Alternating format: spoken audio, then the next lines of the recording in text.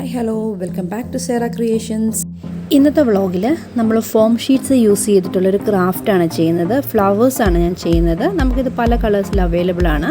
അതിന് green tape വേണം, നമ്മളെടുക്കുന്ന കളറിന് മാച്ച് ചെയ്യുന്ന ബീഡ്സ് വേണം, അതുപോലെ ക്രാഫ്റ്റ് വയേഴ്സ് വേണം, ഫ്ലവേഴ്സ് കട്ട് ചെയ്യാനായിട്ട് സിസേഴ്സും വേണം. അപ്പോൾ നമുക്കിതെങ്ങനെയാണ് ചെയ്യുന്നതെന്ന് നോക്കാം.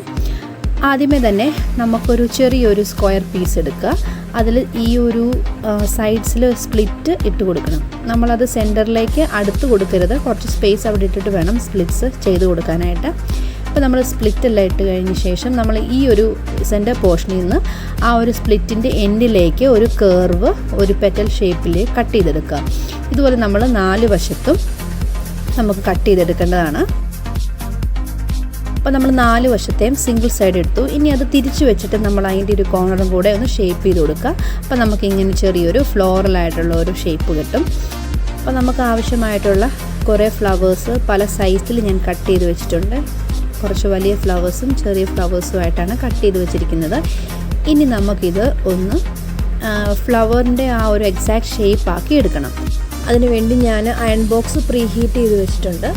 അതിൻ്റെ ഓരോ പീസും ഇതിൻ്റെ ആ ചൂടായ ഭാഗത്തേക്ക് വെച്ച് കൊടുക്കുമ്പോഴത്തേക്ക് അതിൻ്റെ എഡ്ജസ് കേർവായിട്ട് അത് നല്ല റൗണ്ടായിട്ടിങ്ങനെ കണ്ടോ, ഇങ്ങനെ ഒരു ഫ്ലോറൽ ഷേപ്പിൻ്റെ എക്സാക്റ്റ് ഷേപ്പായിട്ട് നമുക്ക് കിട്ടും.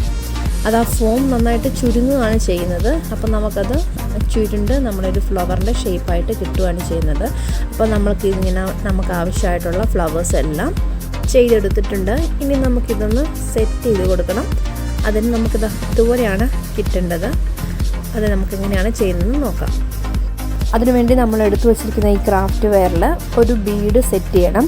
അതിൻ്റെ ആ ഒരു ടിപ്പിൽ ഇങ്ങനെ വളച്ചെടുത്തിട്ട് അതിൽ ഒരു ഹുക്ക് പോലെ നമ്മളൊന്ന് ടൈ ചെയ്ത് കൊടുക്കുക. അന്നേരം അതവിടെ ഒന്ന് ഫിക്സ് ആയിക്കോളും ആ ബീഡ് അവിടെ.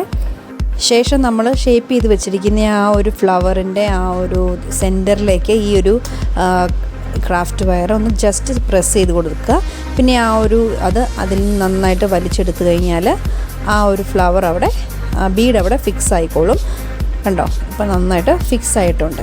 ഇതുപോലെ നമുക്ക് ഫ്ലവേഴ്സ് എല്ലാം ചെയ്തെടുക്കാം.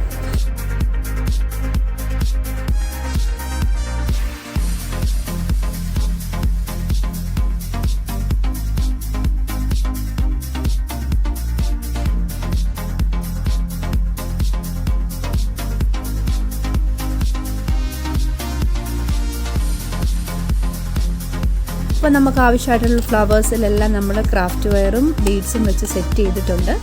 ഇനി നമുക്കിത് ഗ്രീൻ ടേപ്പ് വെച്ച് ചുറ്റി കൊടുക്കണം. ഗ്രീൻ ടേപ്പ് നമ്മൾ ചുറ്റി കൊടുക്കുമ്പോഴത്തേക്ക് അത് നന്നായിട്ട് വലിച്ചിട്ട് വേണം നമ്മളതിൽ ചുറ്റി കൊടുക്കാനായിട്ട്. ഗ്രീൻ ടേപ്പ് ഫുൾ അതിൽ ഒട്ടിച്ചു കൊടുത്തു. കണ്ടോ, ഇതാ നല്ല ബ്യൂട്ടിഫുൾ ആയിട്ടുള്ള ഫ്ലവേഴ്സാണ് നമുക്ക് കിട്ടിയിരിക്കുന്നത്. ഇതുപോലെ നമുക്കിനി ബാക്കി ഫ്ലവേഴ്സ് എല്ലാം ചുറ്റിയെടുക്കാം.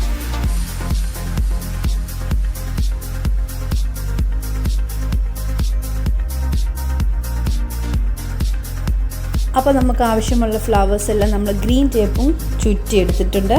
വളരെ ബ്യൂട്ടിഫുള്ളാണ് ഈ ഒരു കളർ. നല്ല ലാവൻഡർ കളർ, നല്ല രസമുണ്ട് കാണാനായിട്ട്. അപ്പോൾ ഇതൊരു ബഞ്ച് പോലെ നമുക്കിനി സെറ്റ് ചെയ്യാം.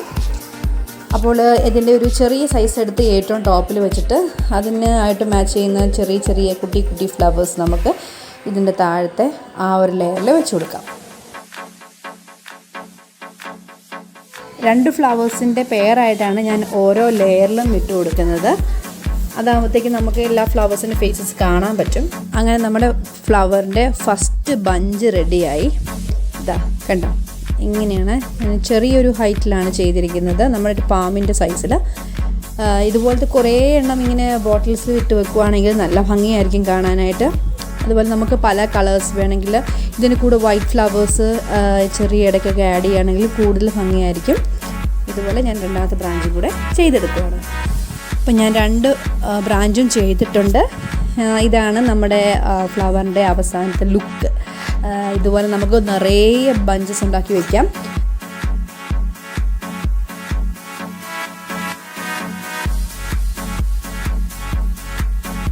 അപ്പോൾ എൻ്റെ വീഡിയോ ഇഷ്ടപ്പെട്ടാൽ ലൈക്ക് ചെയ്യണം, കമൻറ്റ് ചെയ്യണം. അതുപോലെ തന്നെ സബ്സ്ക്രൈബ് ചെയ്യാത്തവരുണ്ടെങ്കിൽ സബ്സ്ക്രൈബ് ചെയ്യാനും മറക്കരുത്.